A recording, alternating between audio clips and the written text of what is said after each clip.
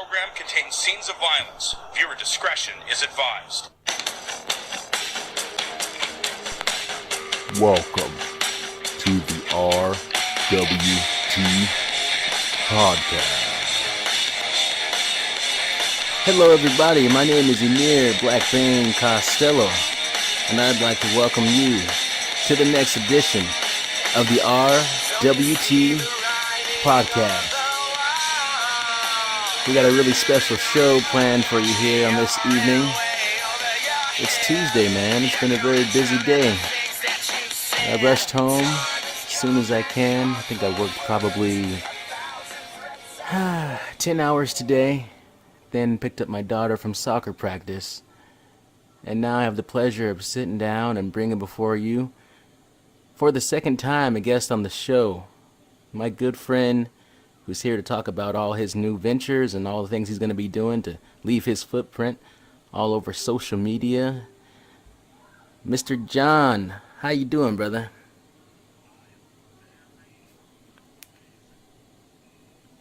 Man, thank you for having me. You know what? I'm definitely happy to have you on the show, man. I think you might have been like my second guest ever when I first started doing the show, and I remember that your wrestling knowledge was so insightful, and it was such a pleasure to speak to you back then. And I said at the conclusion of that first interview, I said, you know what? We're going to have you on the show again. It's taken quite some time, but you are back, man, and I'm just interested to find out what has been going on with you. Oh, man, so many things. As you know, I'm in school. I've been in school. I was in school with our first interview. And after that, I kind of landed a writing job with this place called Odyssey. And I'm kind of getting ahead of myself. Well, I may as well just spill it all out right now. That way, it's all on the table. Long story short, I basically started my own segment, and everything is all good, man. It's a totally different circumstance from the first time I was part of this show, that's for sure. And I'm really excited about it. So so there's a place out there that's called Odyssey, and you are officially a writer for that company. So just give me a little bit of background on the company so we can understand what kind of opportunity this is for you. It's actually right here in New York, ironically, since I do online schooling, which is Southern New Hampshire University, and I landed this, and it's in New York, and I was kind of looking, I was expecting to be in like California or something like that, but basically what they do is they allow creativity. They're the only place anywhere that allows you 100% creativity. All the work that you write is yours. You get credit for it and everything like that. You know, it's generally more of people writing about something like, you know, Walking Dead, Pretty Little Liars, and all that stuff. So I chose to do wrestling, and it went beyond just wrestling. I told the people that I work with that I wanted to do something bigger, and we basically ran with it, and I went wild, and I created my own little segment, and now I'm doing it every other week now. So you were given the opportunity to do some writing, and that kind of snowballed into your chance to do your own segment. Now, when you say your own segment, is this like a spoken thing? Is this more writing, or what will we be doing? Oh my goodness, I wish it was speaking, because I feel like doing it in writing will not do justice for what I got planned. But it's all going to be written for now, but I hope for more in the future. Basically, social media uncut, which is what I'm doing, it's conversations. And as you know, conversations with me, nothing's ordinary about a conversation with me, ever. It's always something with me. You know, you never know what you're going to get from me, you know. Not exactly vulgar, but it's out there. I'm not afraid to say what's on my mind. So I use that to my advantage. And it's going to be a transcript of the conversation plus some creative edge parts, and people will just have to stay tuned for that part, but that's the general gist of it right now.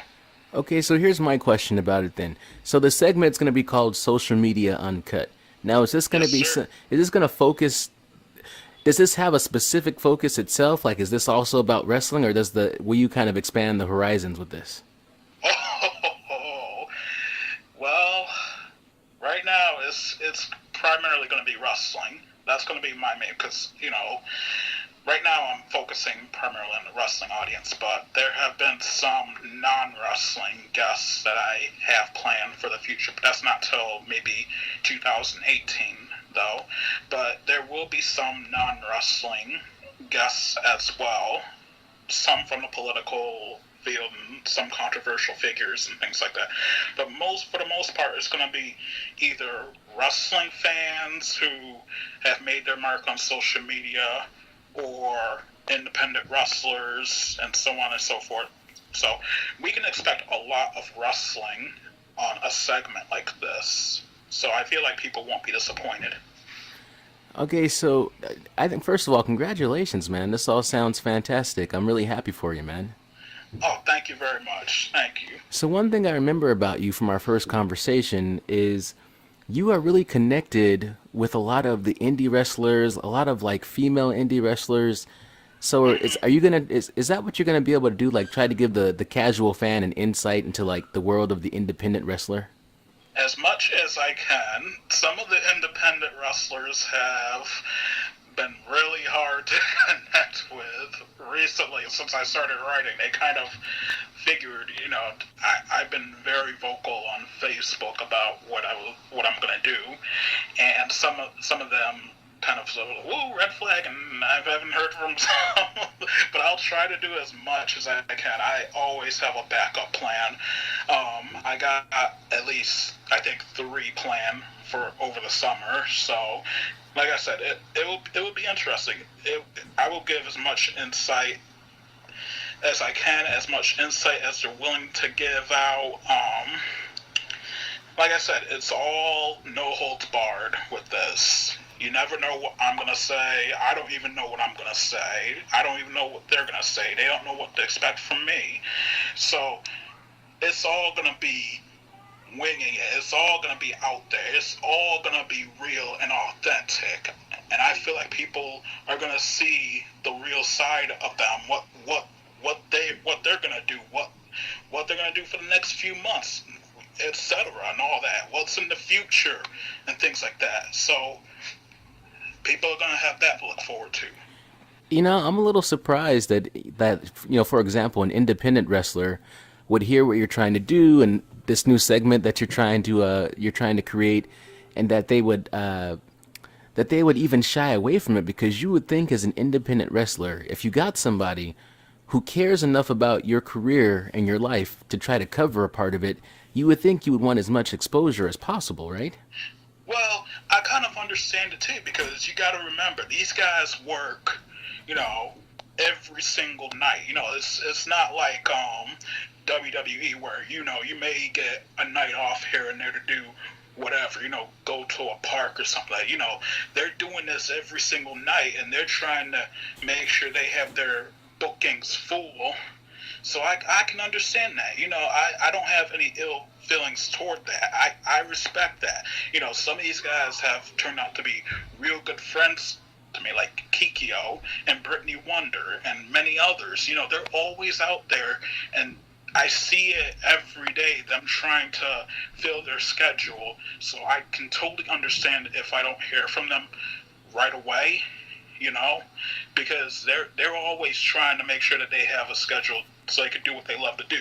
So I respect it. I have no ill feelings toward that. I don't think it's them shying away from it per se, because Kikyo actually participated in a radio show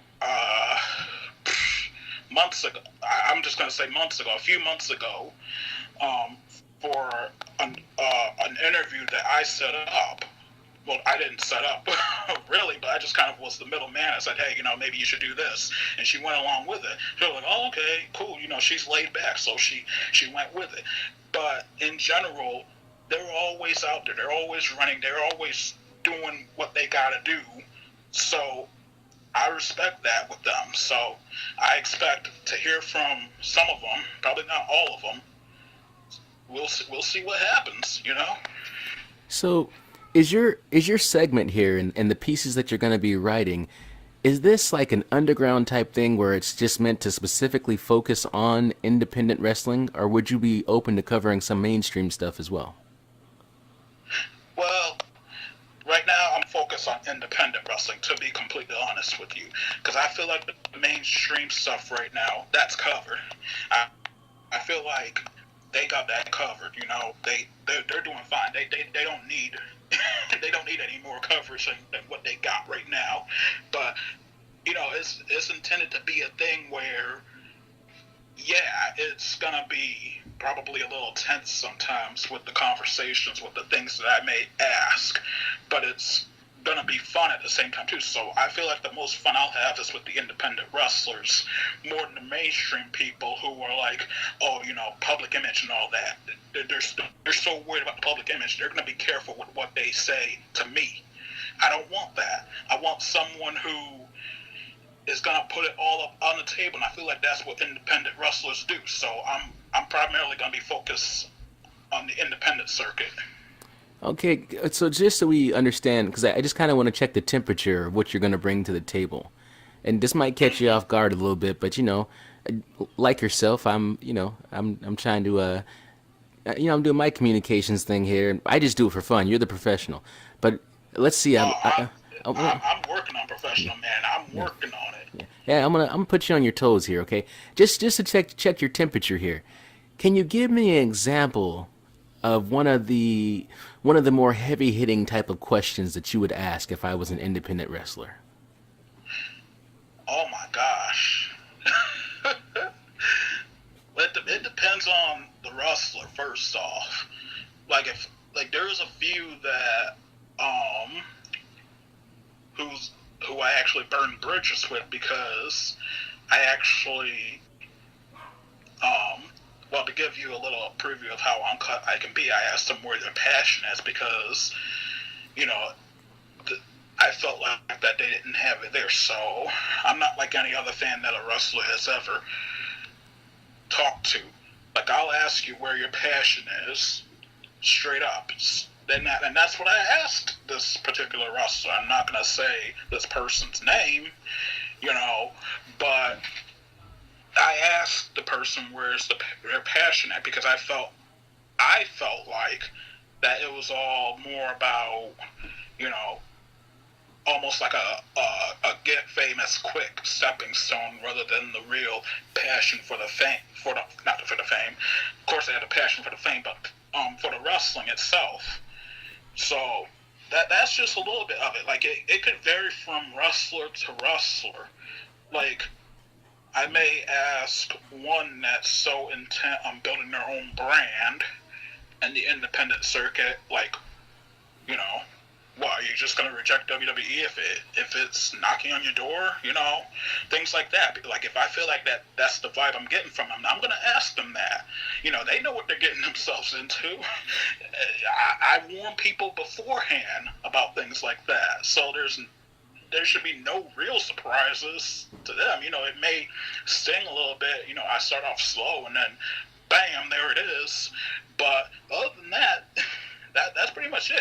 It's me being real to them. It's me giving a real conversation. And like I said, it'll vary from wrestler to wrestler. Some may be more intense. I feel like the more intense ones will be next year, or maybe 2019. I don't know. But it all depends. Like, I can't give you a concrete template, because like I said, I don't even know what I'm going to say. I'm winging it, you know? Well, that's not, I mean, you know, and that's a good thing to do, because, so for instance, when I started doing this show, if you go back and listen to the first podcast I did, I was completely boring. The cadence to my voice was off. I was very nervous, because I couldn't even focus on the material, really. I was so like, oh, what if not a lot of people listen to it, and what if nobody likes it? And I just wasn't comfortable. But that's all part of, you know, the beginning process. That's all a part of being green. But then after you do it a few times, you kind of find your footing and you find a formula that works out. And before you know it, you're knocking it out of the park, man. And as far as that question that you asked to the unnamed wrestler at this point, you know, where's your passion?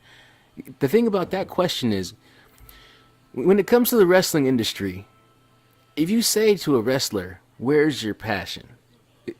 okay, it's like when, and I touched on this before, when Dean Ambrose was on the Stone Cold podcast, and Stone Cold Unleashed, and Stone Cold said to him, you're kind of boring. You're not transcending the business. You don't seem to be essentially the same question. Where's your passion? Or what equates to your work ethic sucks. That's what you're saying to somebody when you say, where's your passion? You're saying, you're not really a hard worker. You're not really into this. And I think the reason why people get upset is because they know it, but somebody knowing something and somebody else calling them on it is different, and the truth hurts. And instead of somebody saying, you know what, John, you're right, man. I've lost a step or two. I'm not as passionate as I used to be, and here are the reasons why. Instead of that, people will get upset because they're like, who does this guy think he is? But it's a legitimate question, and it deserves a legitimate answer. So hopefully, well,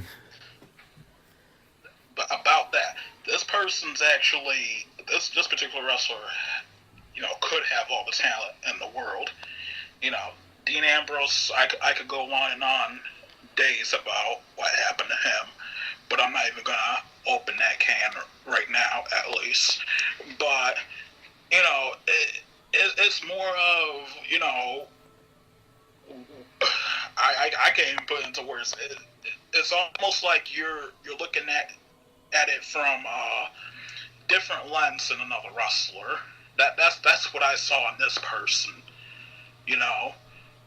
This person was not looking forward to the next show and things like that, and didn't have that fire. So I kind of just went for it in that case.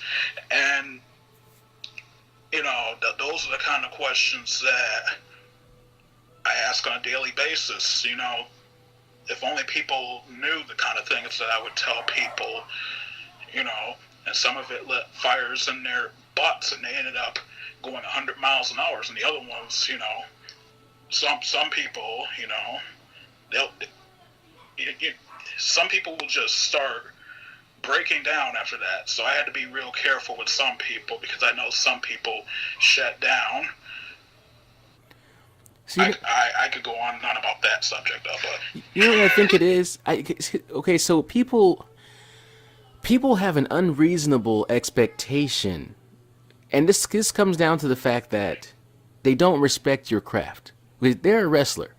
As a wrestler, you open yourself to people who are going to be fanatics and people who are going to be critical. And you mentioned that you know some of these guys on the independent circuit, and here's what they're thinking. They're thinking, oh, John's my friend, so of course he's going to paint me in a great light, and he's going to set up these questions that are going to be easy so I can knock him out of the park, and it's going to all look fantastic. But that's not... Okay, business, when it comes to business, you have to put friendships aside. So exactly. So you're interviewing them as a credible, realistic journalist asking real questions. You're not here to feed their ego. You're here to get some answers to some of the hard-hitting questions. Yeah, and one of the other wrestlers, and it's so funny you brought that up, because one that I'm actually still friends with, I looked at a match on YouTube, and it was just posted a few months ago, so it was fairly new, and getting matches for this particular wrestler is far in between. And I noticed that the person was a little bit out, and I was like, hey, what happened here? You didn't do what you did last time. You didn't do what you did against this person, da-da-da-da. And the person was like, you know what? Thanks for that, And it's the same as a writer. Some people say, I'm a screenwriter, and I can openly admit that I'm a screenwriter. I am definitely far from a journalist anymore. I used to be a journalist, but I kind of backed out of it, and it's so funny how it comes full circle, and I'm pretty much back to it again while I'm in school. But, people were kind of critical the first few months. You actually didn't know about this, because I didn't tell anyone about this. Some people were really critical about the work that I had, because before I was doing any of this with Odyssey, I was working with a whole other company that my school recommended. Payment was terrible, by the way. people didn't get stuff in on time, so I was sitting there waiting for at least hours or days at a time. And, you know, one of the guys that was there, you know, he was like, you know what, you know, you're a pretty good writer and all, but this is not good. And that was because I was in a fixed setting. So what did I do? I found myself in a place where there's no barriers. And as a result, I'm becoming better every day. And that's the same mindset that some have. They become better every single day that they find their comfort zone. And that's what the people who are really passionate about what they do, they find ways to get better every single day. Yeah, that's important. You know, there has to be, so you can't be put into a box. You have to be somewhere where you have the opportunity to grow and, you know, stretch out a little bit, man, and, you know, let your hair down, as they would say. And that will get the creative juices going. Also, I have a little bit of advice to offer you that I think will take you a long way when it comes to asking those hard-hitting questions to the independent wrestlers. And so here's just a quick story for you. There's a DJ. What is this guy's name? I can't remember I can see his face. Can't think of his name right now. Very popular DJ. And he did a song with Eminem. And he was so excited to be doing like a song with Eminem because it's like he never gets to do that. And so Eminem recorded this verse. And then he said to the guy, "So what'd you think?" And the guy said, "You know what? I just feel like your cadence was off a little bit." First of all, he felt like he was taking a risk to even critique Eminem in the first place. But he's like, "You know what? I'm just going to be a man about this and tell him what I really think." He's like, "I feel like your cadence was off a little bit, and I felt like you missed a couple of steps. Maybe we should do it again." And then he's like, and then Eminem just got like really quiet or something and kind of made this funny face and was like, "Oh, okay," and walked away. And so this guy starts panicking because he's like, "Oh man, I just messed up. I shouldn't have said anything. All this money's on the line. I think I blew this opportunity." And so Eminem's agent goes up to the guy and says, "Look, it's not that Eminem doesn't want to hear criticisms. Everybody needs to hear criticisms. But the problem is, you told him all the things he did wrong, but you didn't mention anything that he did right." And the guy was like, "Oh, I never really even thought about that." He's like, "Yeah, it's not an issue if you say, well, here's the things that you're doing wrong, but at least make sure you say, but also here's what you did right too." And that way, you know, that's when things can be taken with a grain of salt. That way it doesn't all sound like a complaint. And I think maybe if you use that formula with some of these guys where it's like, yeah, you're going to ask some hard-hitting questions, but also if you acknowledge their contributions and you let them know, like, I do see the hard work you're doing too. It's just that we're going to talk about it all, not just the one piece. Hopefully, man, that'll take you really far with these guys. You know what I mean? Oh, yeah. I mean, it's not all going to be me being in that light. But that's going to be the main part that what I'm known for, basically. And that's what I'm sticking with. And, you know, the rest of it, you know, everyone else is going to see that. But everyone else is expecting, you know, people that have known me for years, they're going to be expecting that aspect of the conversation. So that's the one that I'm going to be focusing on to get people, because if people think I'm going to be just giving praise, and they're like, "Oh, there he goes again. He's censoring himself." No. Fact is, censoring to me goes many different ways.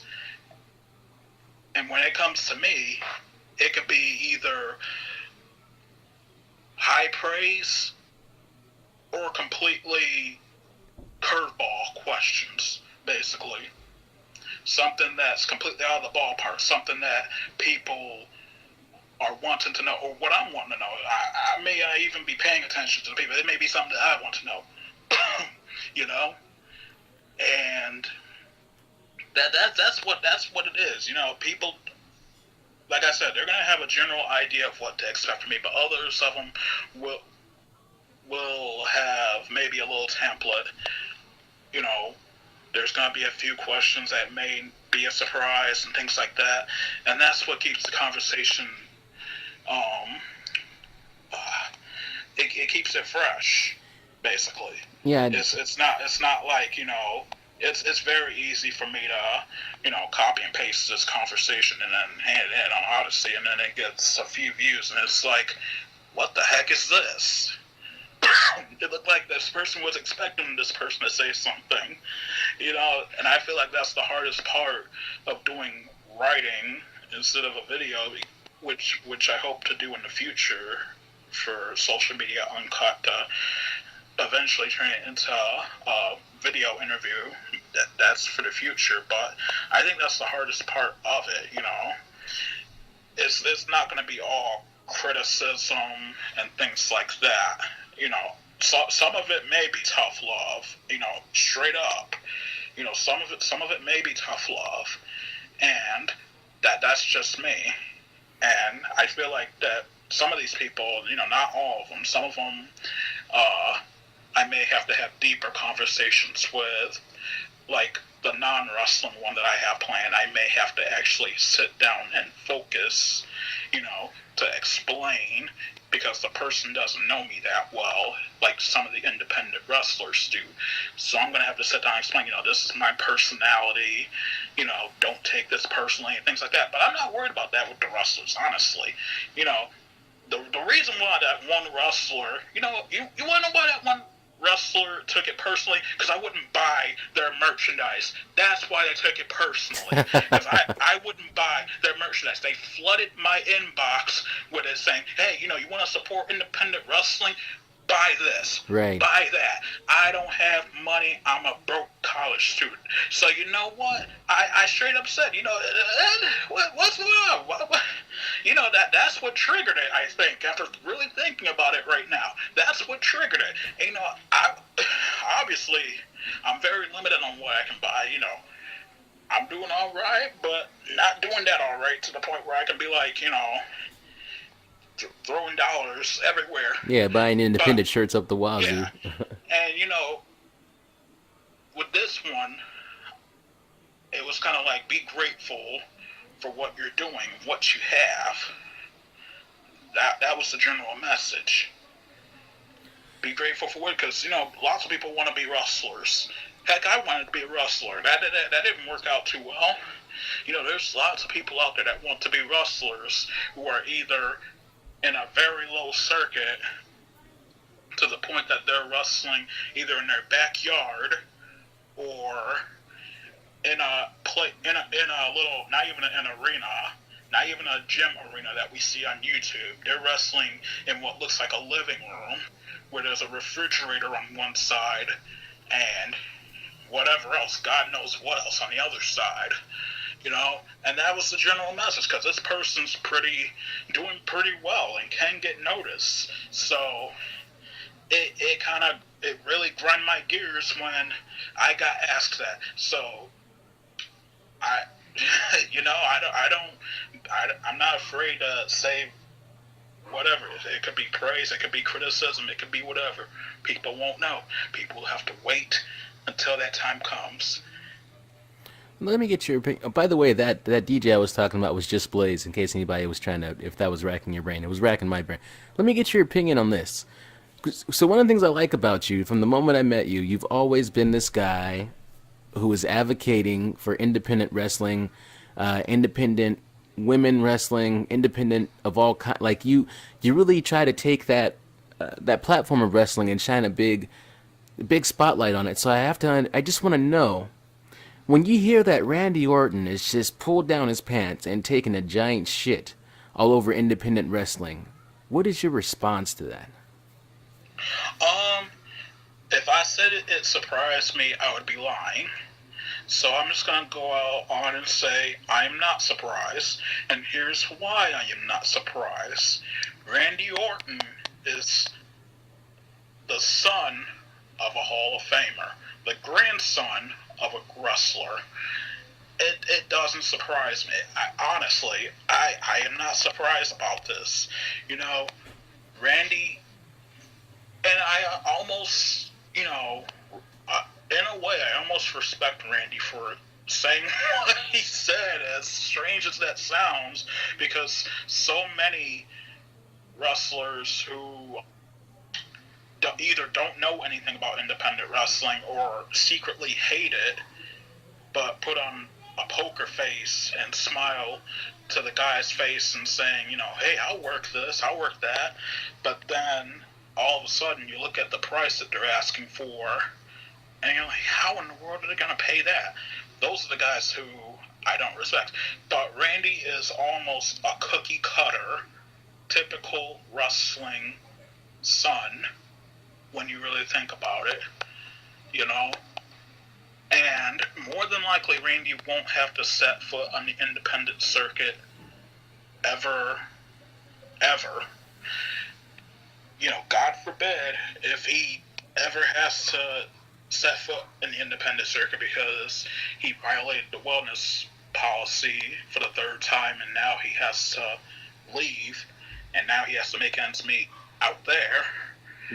I feel like that it may be a little harder for him because he actually said that, but I feel like at the same time, the guy's being real. He's saying, good or bad, he's saying what he feels, Here's the thing. I think, the problem I have with his statements is it kind of goes back to the question that you asked the independent wrestler that shall not be named. You asked that independent wrestler, where is your passion? And when Randy Orton is critical of independent wrestlers because they dive off the top rope, because they wrestle, he's criticizing them for actually wrestling. Because what he's saying to them is, look, boys, he literally said, I made $5 million last week working in WWE, and I didn't have to climb the top rope once. So what he's saying to them, he's like, hey man, you're doing it wrong.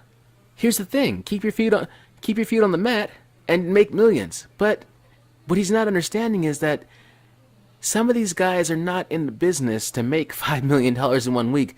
Some of the guys on the independent circuits, they're wrestling. They will wrestle their asses off. If you look at Will Ospreay and Ricochet, you see the kind of matches that those guys put on.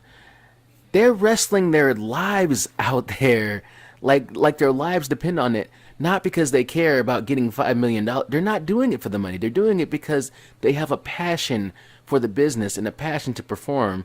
And Randy Orton's that guy who just, like you said, he's the son of a Hall of Famer. He's the grandson of a wrestler. He's a third generation superstar who never had to work the independents. He's had everything handed to him from day one, and he's going, well, these guys are idiots. But he's missing the point. And here's another thing. He now shares the locker room with how many great independent guys who are now in WWE? Because he's on SmackDown Live. So you make comments like that, and then you got to go look AJ Styles and Kevin Owens in the face. What do you think of that? Oh yeah, I mean, the thing about Randy Orton is this is what I got. There's passion for wrestling, and then there's passion for WWE. Those are two different things in my eyes.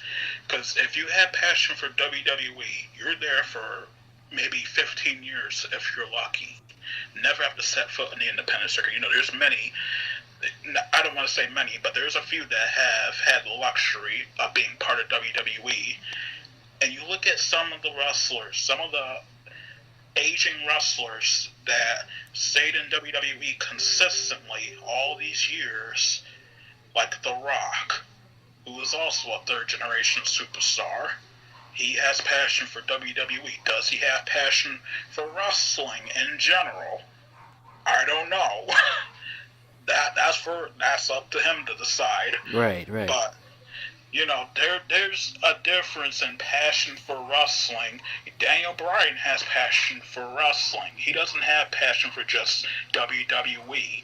He has passion for wrestling because if he was to get cleared and WWE said, we're not doing this anymore, we would see him on YouTube probably 2 weeks after his release, wrestling probably in a gym again, in a high school gym before he came to WWE. Absolutely. But there's people who have passion for WWE or mainstream even. There's some that have to have that TV time, mainstream time to make it. And then there's some who can do it on their own. Cody Rhodes showed that he has passion for wrestling in general, which I'm impressed with all that he's been doing out there since he left WWE. But the way I see Randy Orton is that he's showing the people where his passion is, and that's in WWE right now. He's been keeping his nose clean so he doesn't even have to get fired from there, violating that third strike. But that's just the way I see it. If he was crapping on wrestling as a whole, pulling a Dolph Ziggler and crapping on WWE while he's still an employee there, then I would lose all respect for him, honestly. But it's just Randy. It's Randy being Randy, basically. Since I've seen him, he's always been this guy that speaks whatever. It's not just a character. It's who he is, basically. And it just so happens that he expressed this view, which people don't understand. Not everyone can wrestle for the independent circuit, and Randy Orton's one of those people that can't wrestle for the independent circuit. If he tried, he'd probably get chewed up and spit out within a month, maybe less. He can't do it, and I say that as truthfully as I can. He can't do it. He can't do it. He's not a Cody Rhodes who can do that. And I feel like Randy knows deep down in his mind he can't do that. So, well, he probably thinks he's too, and that's another thing. It's like, if you already feel like you're too good for that, like, there's a lot of people I know.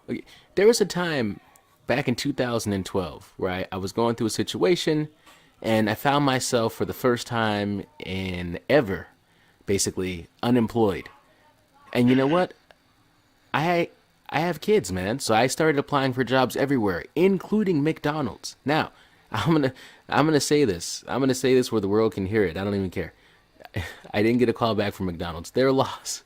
I don't know why they didn't call me back. Maybe they thought I was just kidding. But here's my point.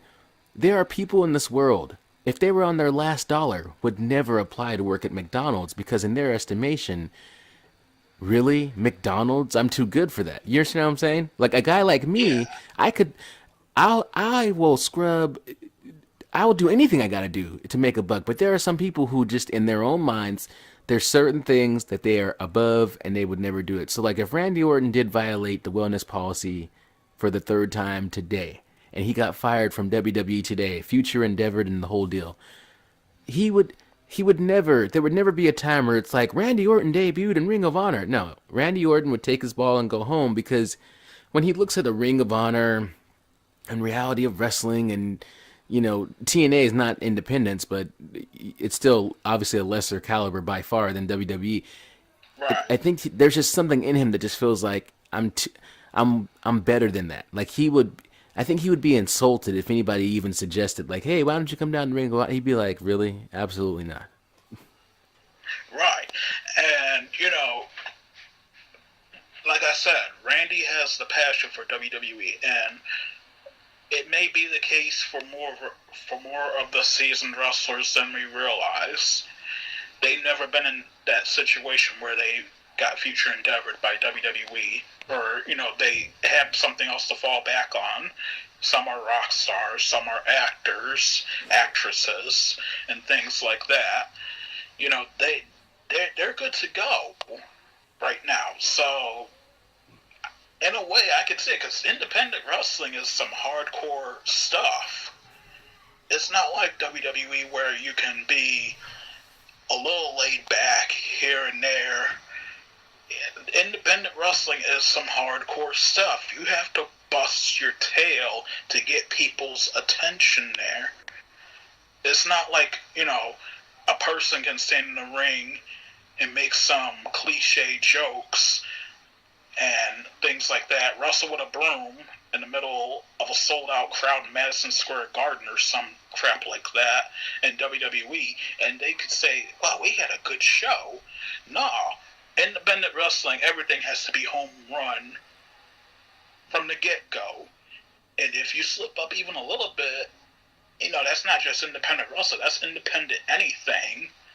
That's just how intense independent wrestling, independent writing, independent anything you can think of, independent acting. That's how intense it is. You have to be home run from the get-go. If you're not acting like a million people are watching, then you're done. If you're not acting like a million people are going to be reading something, you're done.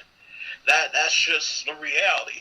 If you're not going out there acting like, yo, this is my moment and things like that every single night in the back of your mind, every single time you're writing in the back of your mind, every single time you're doing whatever in the independent circuit, independent anything in the back of your mind, you're gonna fail. That's just the reality. That's how it is. I can speak from experience in that. I'm not an independent wrestler, independent writer. Every single time I have to act like a million people are going to read this stuff. That's the way it is. And if you're going to flip up, it's like, some people aren't going to, I can just do this, I can do whatever. Okay, I can do this. I don't really like that, but it's okay. People aren't going to read this. Done. I'm probably going to get really firm talking to by my chief editor, first off, and I'm probably not going to last very long in Odyssey. You have to act like a million people are going to watch your stuff. You have to act like that every single time, and, there's a lot of people that do act like that. I see it a lot. Independent wrestling, independent anything. That's the way it is. That's the way it is, and some people can't handle that. I feel like people can't handle it. They need to be motivated. They have to have that factor in their mind saying, oh man, a million people are actually watching this. And then, it's whatever to them. They can be more whatever. It either lights a fire under them, or it may even make them more laid back, because they know that they have something to fall back on for sure the next day. That's just the way some people are, Yeah, I agree with you 100%, man. Because, okay, so for instance, even this show that I do, by no stretch of the imagination do I think I'm going to wake up tomorrow famous from doing the RWT podcast. But with that being said, this is my show. I love this show. I believe in this show. I do it for fun. But I just like you said, I do this show like a million people would listen to it. Now, exactly. if you look at the views, there might be 20 people who listen to it. There might be 4 people. You never know. It varies week by week. But the point is like, if you listen to this show, I go as far as to create different bits for the show. I create theme songs. The intro was done 100% by me. I pieced that together. I put commercial.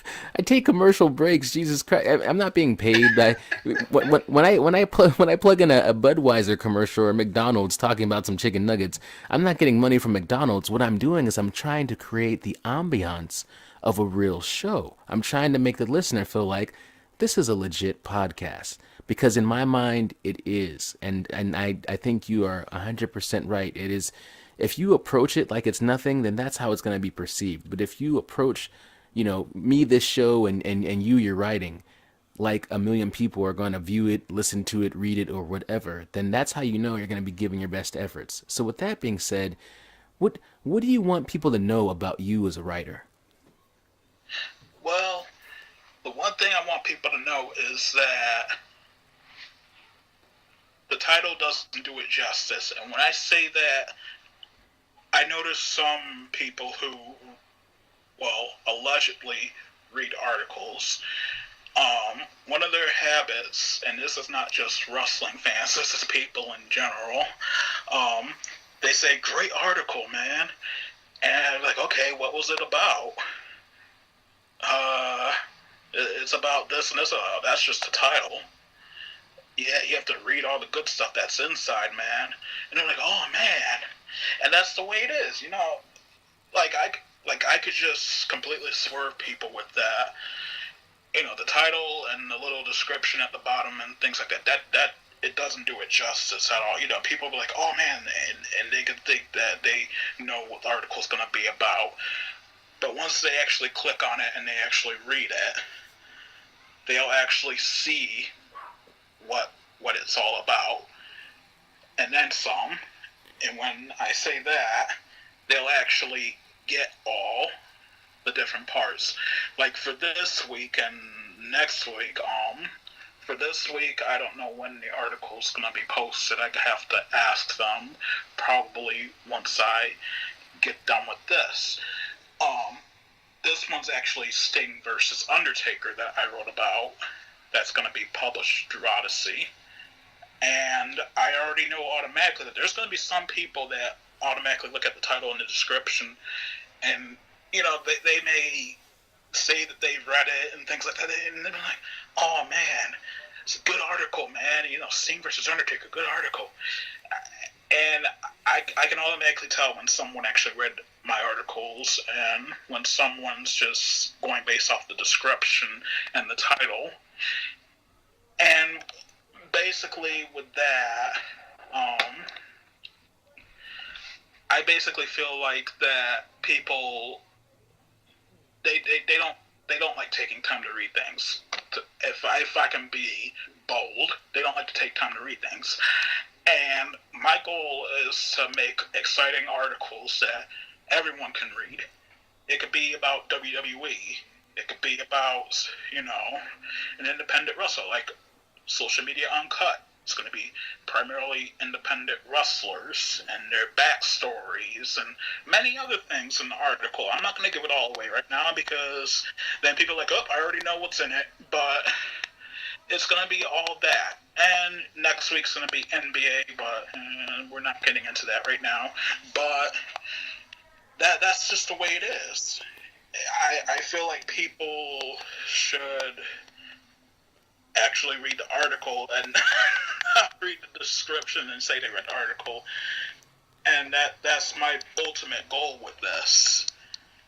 And I feel like lots of people that are repeat article readers of mine have actually read my material probably for the first time, probably second time, tops, and they're just now starting to notice what I'm capable of doing. So. Well, I think you can do it, man. And I think, you know, what happens is, like, there's a lot of apple polishing, where, like you said, where people are like, hey, that was good and that was great.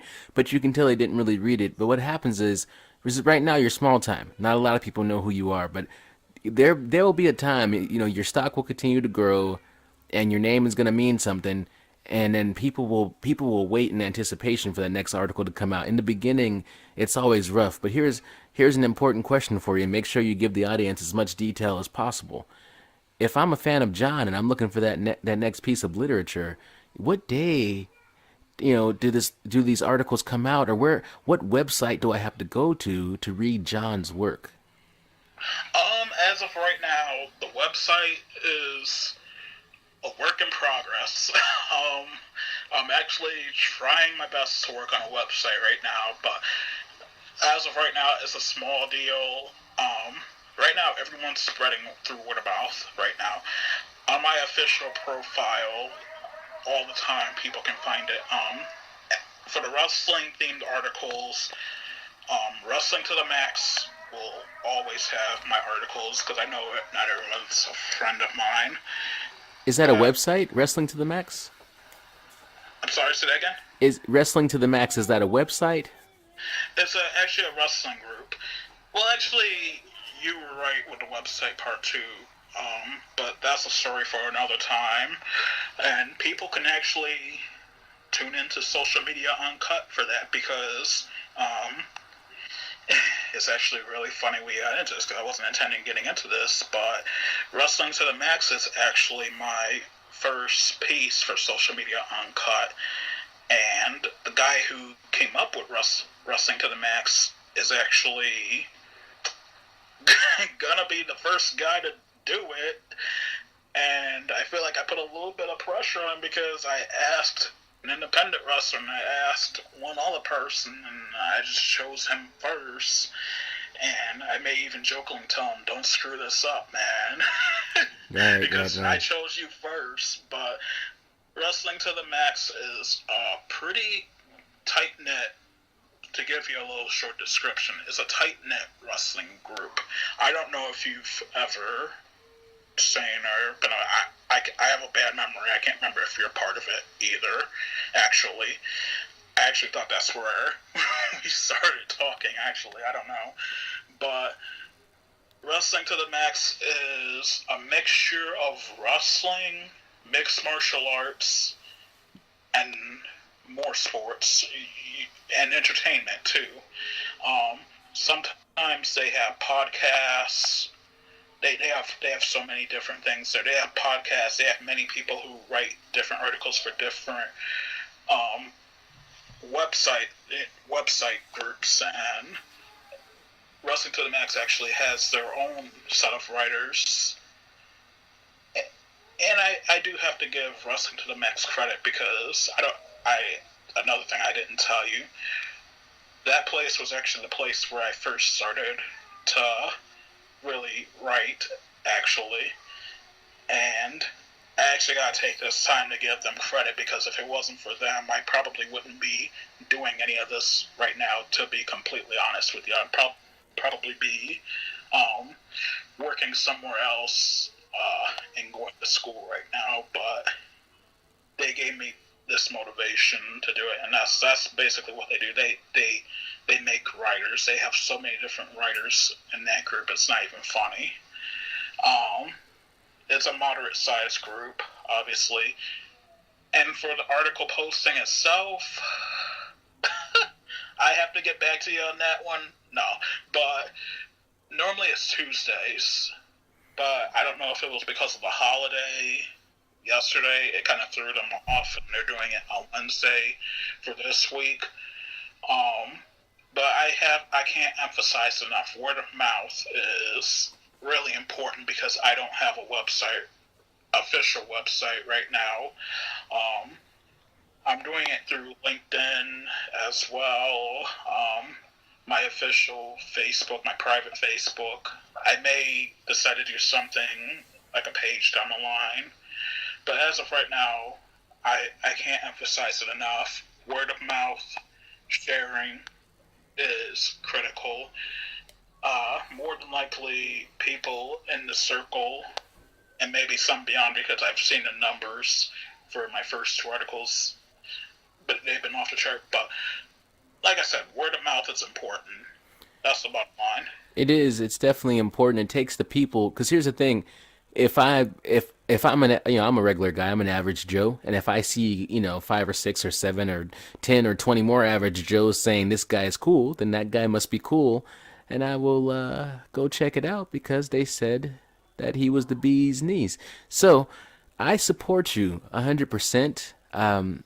If anytime your articles are coming out, if you send them to me, I will promote them on the RWT page, and I will promote them across my social media platforms, Twitter, Instagram, wherever I can. And also, man, anytime you want, you come back on the show and we will promote whatever you are doing, man. I really enjoy talking to you, John. Oh, well, thank you. You always make me feel like I'm some kind of king of Hollywood or some crap like that, man. Thank you. It's always an honor, man. Honestly, man.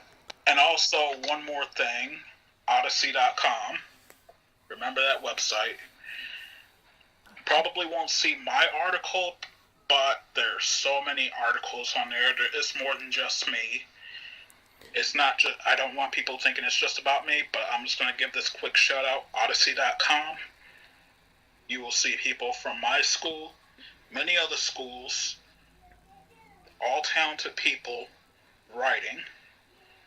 Go on that website and start reading and start sharing.